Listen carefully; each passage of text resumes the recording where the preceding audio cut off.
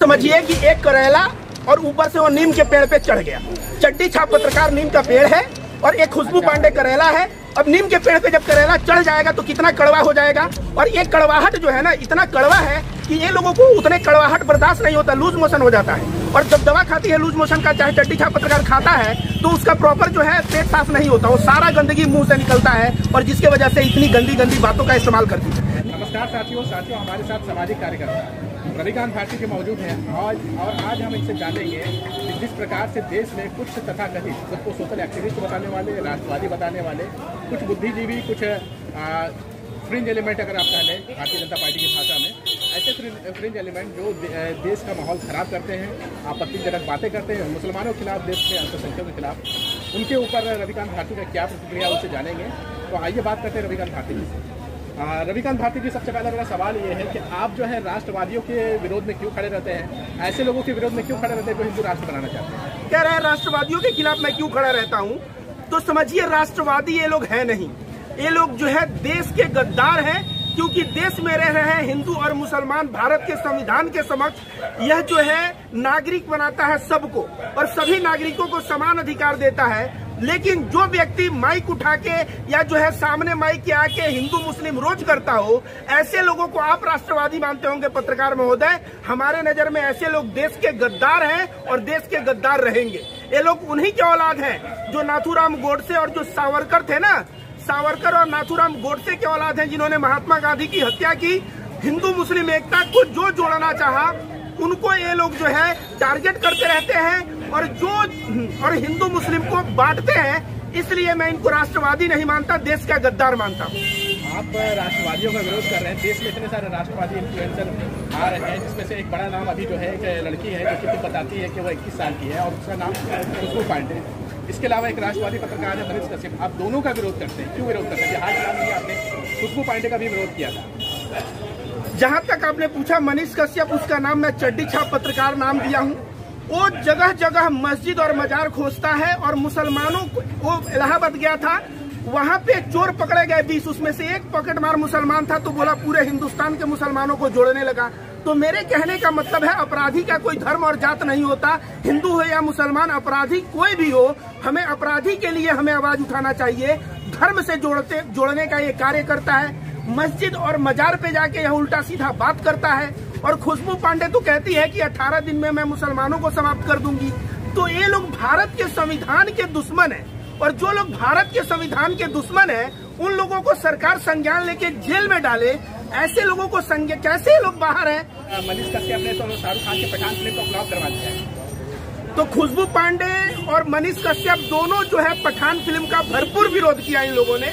लेकिन पठान फिल्म 1000 करोड़ की कमाई कर चुका है और बरनौल मार्केट से समाप्त हो चुका है। इन लोगों को इतनी खुजली हो रही थी पत्रकार महोदय कि बरनौल समाप्त हो गया है और खुजली होने पे ना वो काला रंग का एक परत जम जाता है।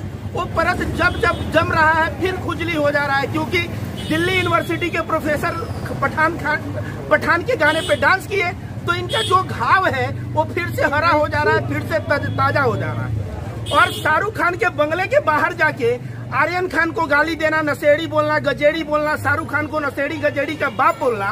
मन्नत किसी के घर के बाहर हम भी खड़ा होकर गाली दे सकते हैं, घर के बाहर खड़ा होकर कुत्ता भी भौंकता है, लेकिन हिम्मत है तो घर के थोड़ा अंदर चले जाएं।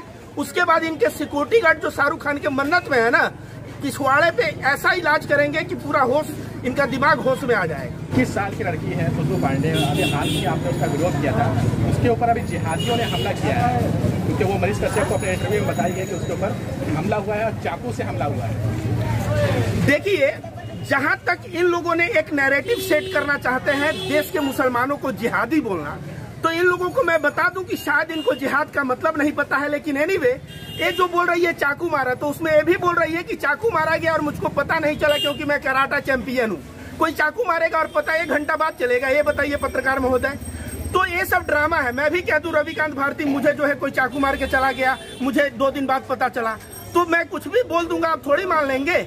तो ये जो है कुछ भी बोलने का कार्य करती है और उसको एक नैरेटिव बनाती है कि मेरे ऊपर जो है मुसलमान जो है हमारे दुश्मन बने, हमारे ऊपर हमला कर रहे हैं। लेकिन जो है यह केवल और केवल लोगों को धोखा दे रही है। किनको धोखा दे रही है? सनातनी हिंदुओं को धोखा दे रही है। आज महंगाई की मार, क्या हिंदू गैस कितना में खरीद रहा है? आज बताइए पेट्रोल क्या हिंदू कितने में भरवा रहा है? महंगाई का चाबुक मारना है और उसके लिए हिंदू मुस्लिम करके या भारतीय जनता पार्टी की सरकार और ये जो फ्रिंज एलिमेंट है पूरे हिंदुस्तान के नागरिकों को मूर्ख बनाए पड़े। खुशबू पांडे उसी इंटरव्यू में जो है वो बता रही है कि लोगों को महंगाई ऐसे पेट्रोल जो है 100 रुपये लीटर का पेट्रोल है महंगा लगता है, लेकिन 1000 रुपये का जो है पठान का टिकट महंगा नहीं लगता है। इस पर आप क्या बोलेंगे? 1000 रुपये लोग खर्च करें या 10,000 खर्च करें अपने इंटरटेनमेंट के लिए, जो एफर्ट कर सकता है खर्च किया। भारत का संविधान फ्रीडम ऑफ चॉइस देता है और फ्रीडम ऑफ चॉइस के तहत जिसको फिल्म देखना है 5000 में देखना है 5000 में देखेगा। लेकिन जहां तक रही बात पेट्रोल और डीजल की, तो पेट्रोल और डीजल की जो महंगाई बढ़ रही है वह कंट्रोल कौन करता है? सरकार करता है।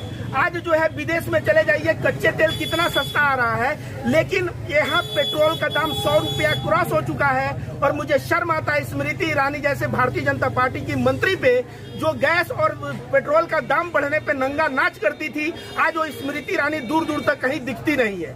आप जो है राष्ट्रवादी खुशबू पांडे का विरोध कर रहे हैं, वो जो है यूपीएससी की तैयारी कर रही है, समझ रहे हैं कि भविष्य में वो आईपीएस या आईएएस बन सकती है, उसके बाद आपका क्या हाल होगा? आपको तो जो आप कह रहे हैं राष्ट्रवादी और राष्ट्रद्रोही है, क्योंकि जो हिंदू और मुसलमान करे देश में वो राष्ट्रवादी नहीं हो सकता, नहीं हो सकता, नहीं हो सकता। तैयारी कर रहे हैं। जहां तक आप कह रहे हैं यूपीएससी की तैयारी कर रही है, तो यूपीएससी की तैयारी करने से महात्मा गांधी के बारे में पढ़ाया जाता है, मौलाना आजाद के बारे में पढ़ाया जाता है, बाबा साहब अम्बेडकर के बारे में पढ़ाया जाता है। जिनको पढ़ना है वह पढ़ती तो है नहीं, जितना ज्ञान है उसके पास वो सब व्हाट्सएप यूनिवर्सिटी का है। और व्हाट्सएप यूनिवर्सिटी का ज्ञान ना आपको बता देंगे ठेला चलाने वाले और एक अनपढ़ लोगों के पास भी आज के डेट में हो गया है।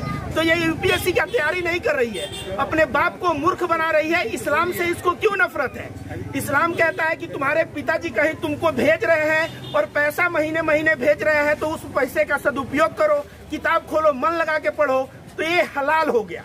लेकिन अगर पिताजी खून पसीने का कमाई करके पैसा भेज रहे हैं और तुम वहां रंगरैली में पैसा उड़ा रहे हो और तुम जो है हिंदू मुस्लिम कर रहे हो, पढ़ाई पे ध्यान नहीं दे रहे हो, तो ये हराम हो गया। तो ये काम करेगी हराम का, और जब लोग बोलेंगे हराम का काम कर रही है तो बोलेगी मुसलमान हमारे दुश्मन है। आपको बात समझ में आया पत्रकार महोदय? खुशबू पांडे है और मनीष कश्यप है, इन्होंने अपने वीडियो में ही कहा था कि जब इन्होंने पठान का विरोध किया तो इनको काफी ज्यादा ट्रोल किया गया। आपने भी मनीष कश्यप के ताल्लुक से एक वीडियो बनाया था और खुशबू पांडे को भी हाल फिलहाल में आपने मतलब अगर मनीष कश्यप की भाषा में बोला जाए तो रेला था। तो दोनों तब साथ आ गए, दो राष्ट्रवादी, एक पत्रकार एक एक्टिविस्ट, दोनों साथ आ गए। तो आप लोगों का पता कैसे हो जाएगा? आप लोग को सुनता कौन है? ऐसा समझिए कि एक करेला और ऊपर से वो नीम के पेड़ पे चढ़ गया। चड्डी छाप पत्रकार नीम का पेड़ है और एक खुशबू पांडे करेला है।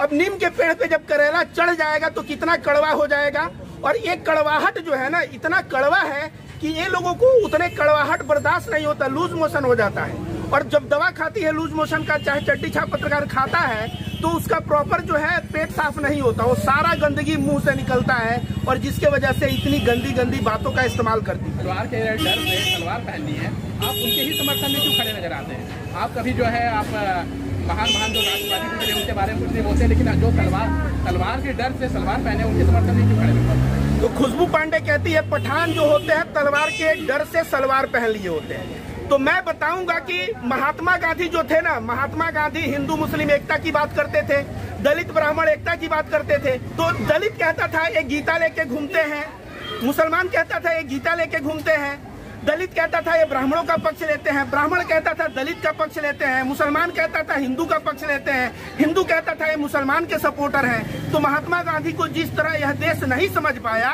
ठीक उसी तरह मैं रविकांत भारती जब हिंदू मुस्लिम एकता की बात कर रहा हूँ, भारत के संविधान की बात कर रहा हूँ, बाबा साहब अम्बेडकर की बात कर रहा हूँ, महात्मा गांधी की बात कर रहा हूँ, मौलाना कलाम की बात कर रहा हूँ, तब मेरी बात जो है समझ में इन लोगों को नहीं आती, क्योंकि ये नफरतबाज है। इनके दिमाग में ही जो है मानसिकता जो है गंदी चली गई है। खुशबू पांडे जो है उनकी एक वीडियो में मैंने देखा था और वो कह रही थी कि लोग जो है बहुत बड़ा गांधीवादी बनते हैं, लेकिन उनको अगर एक थप्पड़ लगा दिया जाए तो उनके अंदर से नाथुराम गोडसे निकलेगा। एक थप्पड़ लगाने वाला बात आपने जो किया ना बहुत अच्छा किया। मैंने नहीं कहा है, ये खुशबू पांडे बोलती है तो महात्मा गांधी ने किसके लिए कहा था? ये मान लीजिए कि हमारे पास एक भाई है, और ये भाई जो है बहुत अच्छे से व्यवहार करते हैं, विनम्र हैं, इनको दिल में सबके लिए प्यार है, ठीक है। ये अगर मुझे एक थप्पड़ मारे तो मैं अपना दूसरा गाल बढ़ा दूंगा तो ये सोचेंगे कि किस देवता समान, किस अच्छे आदमी पे मैंने हाथ उठा दिया, इनको पछतावा होगा कि नहीं भैया? होगा। लेकिन अगर आदमी दुष्ट है तो उसको पछतावा थोड़ी होगा। ये दुष्टों का गैंग ये लोग चलाते हैं। इनको एक थप्पड़ कोई मारे तो नाथूराम गोडसे क्या, सावरकर, गोलवालकर सब निकल के सामने आ जाएगा। और ये लोग क्योंकि नफरतबाज हैं, इनके दिल में दूसरों के लिए प्रेम नहीं है, दूसरों के लिए नफरत है, तो ये नाथूराम गोडसे की ही बात करेंगे और जिसके दिल में प्रेम है वो महात्मा गांधी की ही बात करेगा। लेकिन अभी हाल फिलहाल में ही खुशबू पांडे का एक वीडियो वायरल हुआ था जिसमें वो आदरणीय श्री नीतीश कुमार जी को आतंकवादी बता रही है। एक संवैधानिक पद पर बैठे हुए व्यक्ति को वो आतंकवादी बताई है अपने एक वीडियो। देखिए नीतीश कुमार जी वो भी महात्मा गांधी की बात करते हैं। उनसे 4 दिन पहले पत्रकार पूछा है कि ये बताइए हिंदू राष्ट्र बनेगा तो कैसा रहेगा, तो नीतीश कुमार जी बोले कि मुंह बंद करो अपना, यह देश महात्मा गांधी का है, देश मौलाना कलाम का है, जितना हिंदू का है उतना मुसलमान का है और भारत बाबा साहब अम्बेडकर के संविधान पे चलता है।